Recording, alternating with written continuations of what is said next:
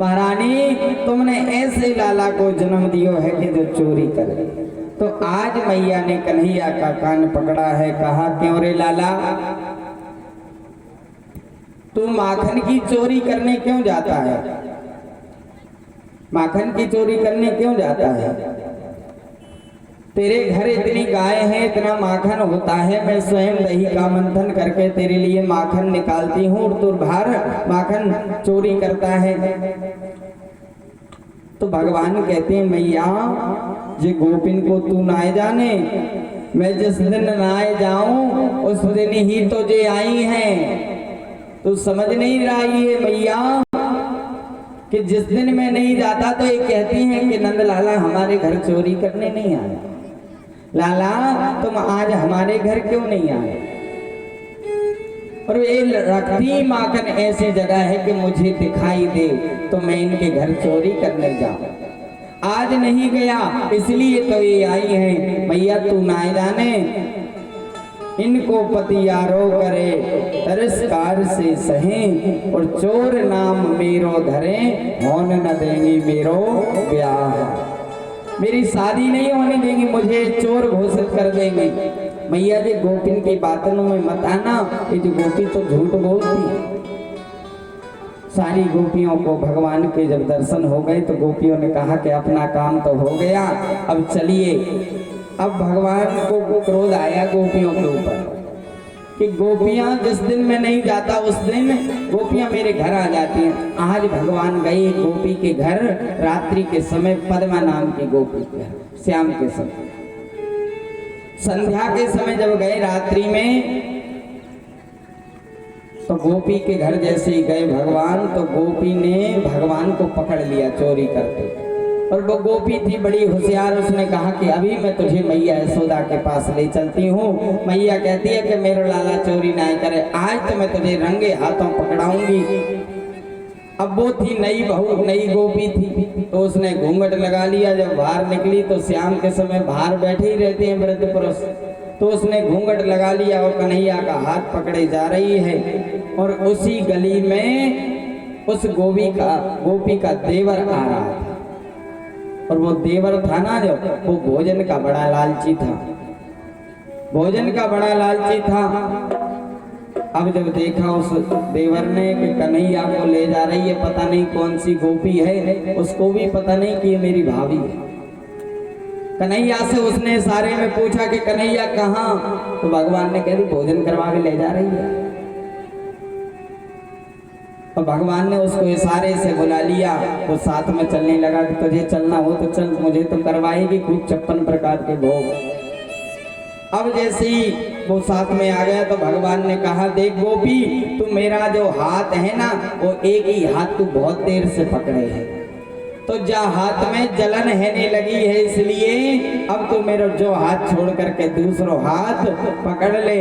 तो गोपी कुछ बोली नहीं, हाथ छोड़ दिया। क्यों कि बाहर वृद्ध पुरुष बैठे थे सभी, घूंघट में से ही उसने कुछ कहा नहीं, हाथ छोड़ दिया। तो भगवान ने हाथ छुड़ा करके और देवर का हाथ पकड़ा दिया। देवर का हाथ पकड़ा दिया। भगवान दौड़ करके पीछे के दरवाजे से महल में आकर के मैया के पास आकर बैठ गए।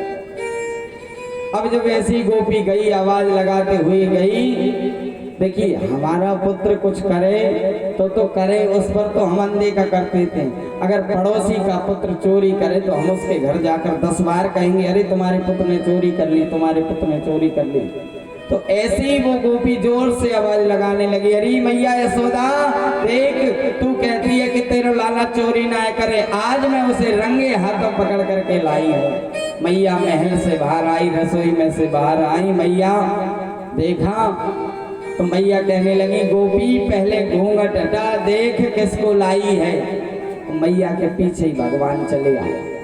लाला भी मैया के पीछे आकर के खड़े हो गए, इशारे से गोपी से बात कर रहे हैं। गोपी ने देखा जब घूंघट हटा करके तो कहा कि तुम कहां से आ गई, और हाथ छोड़ दिया, दूर खड़ी हो गई। भगवान इशारे से कह रहे देख गोपी, अगली बार अगर तू हमारी शिकायत करने मैया से आएगी तो इस बार तो देवर का हाथ पकड़ाया है, अगली बार खसम का हाथ पकड़ा देगा। भगवान बड़ी लीलाएं कर रहे हैं ब्रजमंडल में। भगवान ने देखा, एक दिन भगवान गाय चराने के लिए गए हैं, अघासुर का उद्धार किया है भगवान ने। बोली भक्त वत्सल भगवान की। अघासुर का उद्धार किया भगवान ने। और एक दिन गायों ने यमुना का जल पिया तो 2 गाय मृत अवस्था में हो गई, मर गई। तो भगवान को बड़ा बुरा लगा, क्यों कि यमुना का जो जल था वो दूषित हो गया था। कालिया नाग ने उस जल को विष मिला दिया था। इसलिए भगवान गए हैं, लीला की है, भगवान गए यमुना में छलांग लगा दी और कालिया नाग को ऊपर लेकर के आए। उसके 100 फण थे, सारे फण तोड़ दिए, 5 फण उसने भगवान ने रखे नृत्य करते करते। कालिया नाग को आज भगवान ने नाथा है और कहा है कि रमणक द्वीप चले जाओ। तो कालिया नाग ने कहा कि प्रभु वहां पर तो गरुड़ जी रहते हैं, मुझे खा जाएंगे। भगवान ने कहा कि मेरे पद चिन्हों को गरुड़ जी देखेंगे तो तुम्हें नहीं खाएंगे। आज कालिया नाग रमणक द्वीप चला गया है। भगवान ने मृत संजीवनी बांसुरी बजा करके उन गायों को जीवित किया है और यमुना का जल शुद्ध किया है। बोले भक्त वत्सल भगवान की जय हो।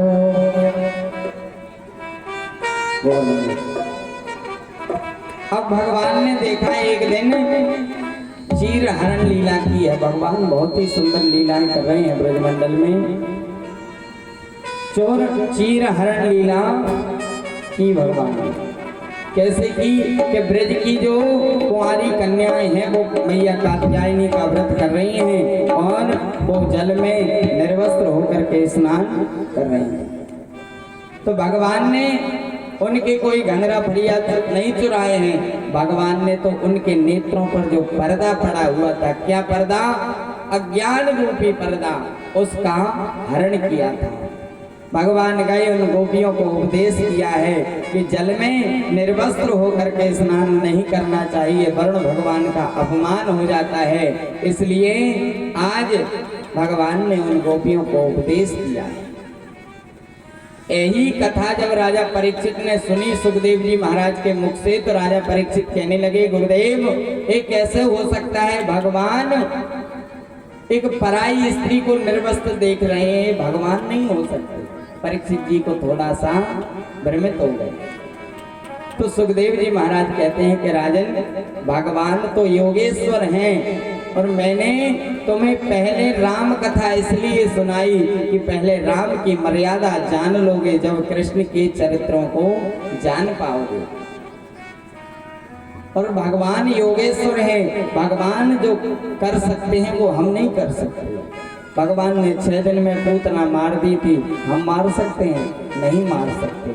और तुम कहो कि ये काम वासना है, ये काम वासना नहीं है। क्यों कि भगवान केवल 5 वर्ष के हैं और 5 वर्ष के बालक को कोई काम नहीं व्यापता है। ऐसे रखो, ऐसे पैर उधर कर दो, पैर ऐसे भोग लगाओ। तो आज भगवान ने चीर हरण लीला की है। श्री सुखदेव जी महाराज सुंदर चीर हरण लीला का प्रसंग सुनाया है। एक दिन भगवान गाय चराने के लिए गए हैं और गाय चरा करके जब लौटे हैं तो क्या देखा भगवान कि यहाँ पर 56 प्रकार के भोग मैया यशोदा भोग बना रही थी। आज हमारा जो लड्डू सामने रखे ना, पुआ, तरह तरह के पुआ, घी के, भैया घी के हैं, तेल का तो नाम ही नहीं। घी के पुआ देख देख करके हमारे मुख में पानी आ रहा है। इसलिए हम जल्दी से गोवर्धन भगवान की पूजा करवा लें जिससे कि पुआ खा सके।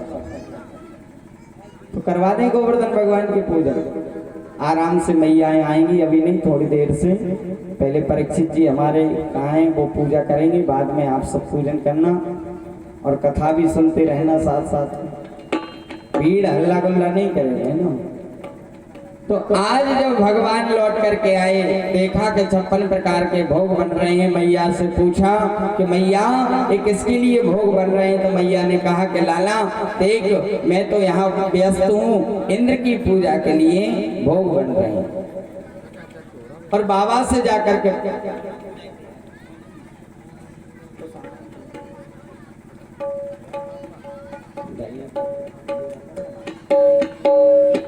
तो जैसे ही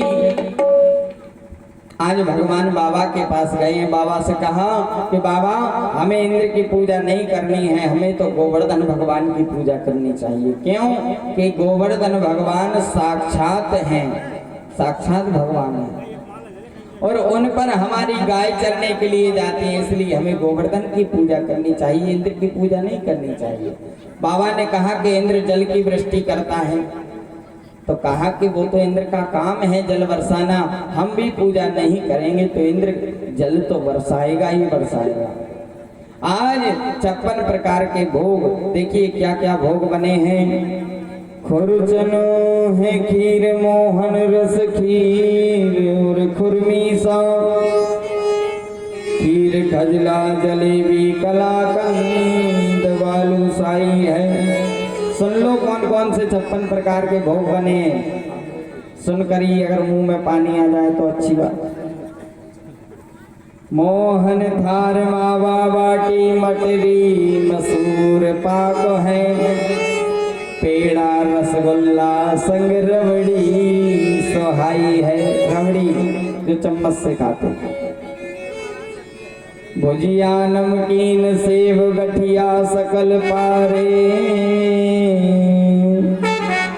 और मधुप श्याम नंद बाबा सब सामग्री में, गिरिराज आज भोग में सजाई है।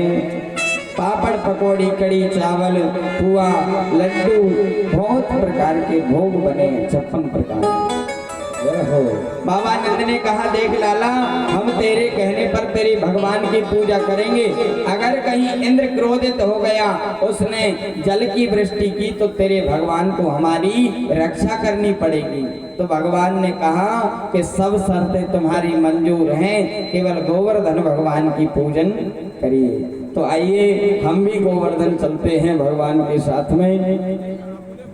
मैं तो गोवर्धन को जाओ मेरे वीर, मैं तो गोवर्धन को